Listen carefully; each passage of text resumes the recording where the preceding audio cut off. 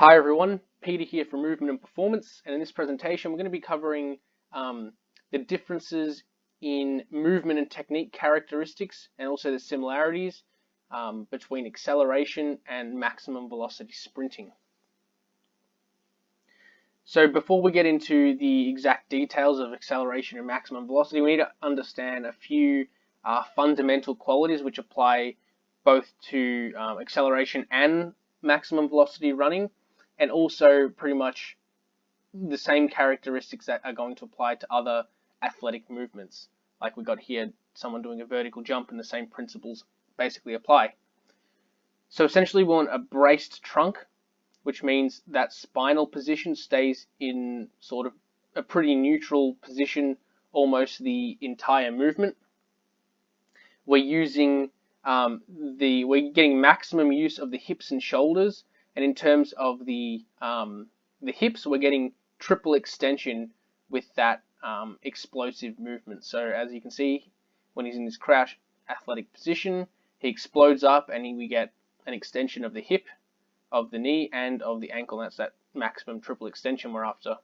And then obviously he's using his shoulders and hips maximally because they're going to be the biggest powerhouses of the body that are going to allow us to produce the most force. Now moving on specifically to acceleration.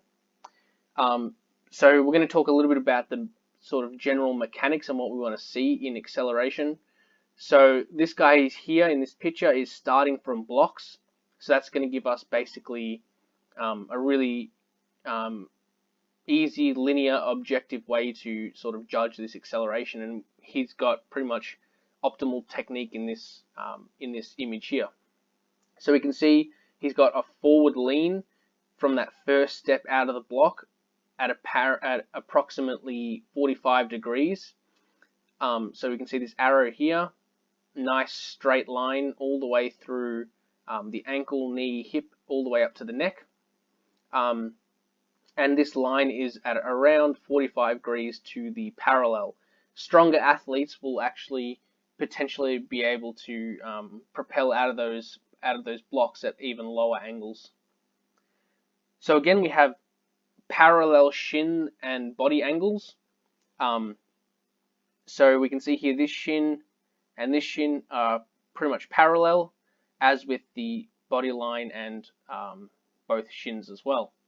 And this is going to allow us, if this shin is facing, if his lower leg is somewhere around here, he's not going to be able to attack back at the ground as he would with this position here. So from here, his knees up high, he can strike directly back into the ground this way, and again continue to propel himself forward. If he strikes down, or forward, not only is he going to produce more braking force, but his next step's going to push him up and instead of forward.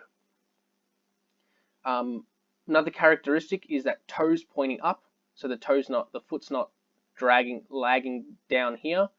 It's nice and up, which is going to actually pre-stretch that Achilles tendon. So when he actually strikes the ground, he gets more use of the stretch shortening cycle. So that's why we have that toe up. Low ground clearance, so that foot is only just above the ground.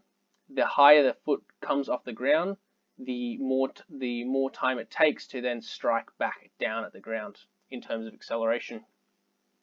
The head's facing down, so his eyes are pretty much facing the ground, and it's not that he's intentionally bending his neck to look down. His head's still in a fairly neutral position. It's just that because of his body angle, we want his head to face down. If he's looking up and straight, he'll be basically extending his neck, which we don't really want. We want that nice straight line from ankle all the way to the head. Big arms, so again that comes back to that sort of using the shoulders. We're getting good use of the arms, which is going to help drive the momentum of the athlete forward. And sort of a characteristic of acceleration in contrast to maximum velocity running is that there's slower ground contact time. So because he doesn't have that much momentum going forward, each step on the ground actually is going to take longer, which means that he has more time to apply force, and therefore acceleration is going to be more reliant on strength and force qualities. Whereas when we get to maximum velocity running, we'll talk about more what that's going to be reliant on.